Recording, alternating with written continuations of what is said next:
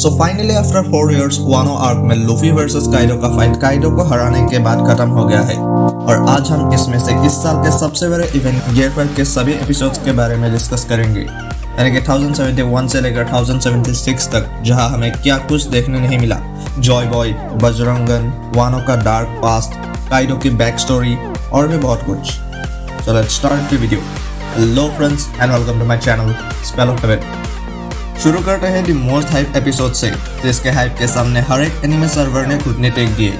Official हो या pirated, इस एपिसोड के रिलीज होते ही सभी सर्वर्स डाउन हो गए, बिकॉज पहली बार हम गियर 5 को देखने वाले थे, जिसके सामने काइडो भी बच्चा लगने लगा। रॉय ने इस एपिसोड को जितना हो सके उतना एंजॉयबल बनाया था, चाहे वो एनिमेशन हो या BGM. And drums of liberation तो है ही मैजिकल।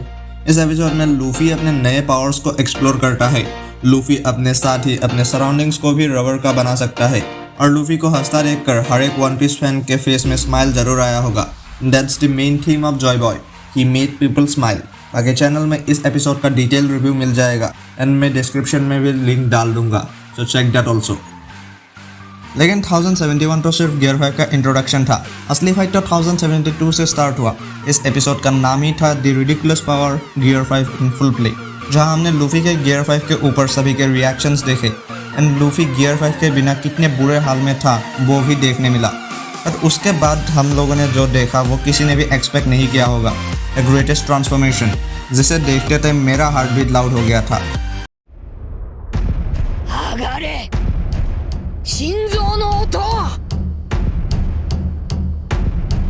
अगर किसी को 1071 से कुछ कंप्लेंट था भी, तो इस ट्रांसफॉर्मेशन को देखने के बाद वो भी चुप हो गए। काइडो भी लूफी को colour of arms and colour of supreme king use करके देख पागल हो रहा था।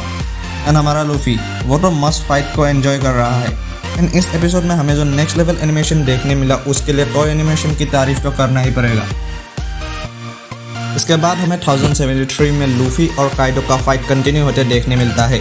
एंड ये एपिसोड मेनली ओनिगाशिमा के अंदर के सिचुएशंस को दिखाता है, जहाँ ओनिगाशिमा के अंदर फंसे लोगों को दिखाया जाता है एंड पूरा ओनिगाशिमा जल रहा होता है, जहाँ राइजो जू के वाटर को यूज करके फायर को रोकने की कोशिश करता है। इस वाले एपिसोड में गियर 5 को ज़्यादा नहीं दिखाया है, कुछ थोड़े बहुत ग्लिम्सेस है, लेकिन लास्ट में लूफी जो लाइटनिंग को हाथ में पकड़ता है वो पूरी तरह से एपिसोड की एनर्जी इंक्रीज कर देता है। और उस सीन में जो एनिमेशन देखने मिला वो भी बहुत मस्त था। देखा जाए तो सभी गियर 5 के एपिसोड्स के एनिमेशंस माइंड ब्लोइंग थे। 1074 एपिसोड में हम लूफी एंड काइडो के बीच इंटेंस बैटल देखते हैं। साथ ही वानो के लोगों के विशेस एंड लूफी के प्रोमिसेस को भी दिखाया, जो इमोशनली बहुत ज़्यादा हिट करते हैं। मोमोनोसुके भी ओनिगाशिमा को दूर ले जाने की कोशिश में लगा हुआ होता है। And finally at the end of the episode उस मोमेंट को टीज किया है, जिसके लिए हर एक वन पीस फैन वेट कर रहा था। बजरंगन 1075 में हम सभी जानते थे व्हाट्स कमिंग, और जब लूफी को बजरंगन बोलते सुना पूरी तरह से गूज़बम्स आ गए।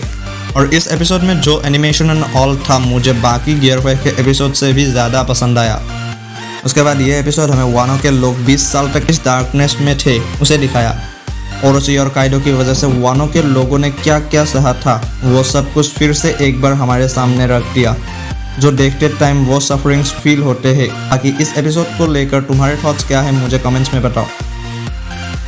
And the final gear 5 episode 1076, जहाँ हम काइडो और लूफी के फाइट के बीच में काइडो की बैक स्टोरी को देखते हैं, वो कैसे रॉक्स पायरेट में एंटर होता है एंड उसके योंको बनने की जर्नी को पूरी तरह से दिखाया है। एंड फाइट के बीच में काइडो लूफी से पूछता है कि लूफी कैसा वर्ल्ड क्रिएट करना चाहता है। एंड दैट्स द मोमेंट जब हम फिर से वानो आर्क के स्टार्टिंग में लूफी ने जो प्रॉमिस किया था वो देखते हैं। And at the end Kaido को हराने के बाद इस वाले सीन में लूफी के सेटिस्फैक्शन को पूरी तरह से महसूस किया। वानो को 20 साल के स्लेवरी से आज़ाद करने के बाद लूफी कितना हैप्पी है, इस सीन में हम उसे पूरी तरह से महसूस कर सकते हैं।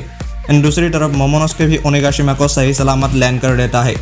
ओवरऑल गियर 5 वन पीस के ग्रेटेस्ट मोमेंट्स में से एक है, जिसको हम सालों तक याद रखेंगे।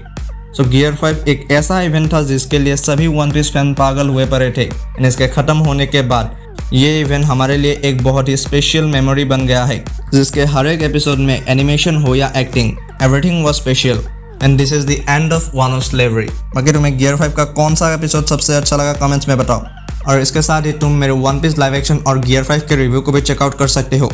अगर यहाँ तक देख रहे हो तो वीडियो को लाइक शेयर और चैनल को सब्सक्राइब करो। मिलते हैं अगले वीडियो में, तब तक के लिए सायोनारा।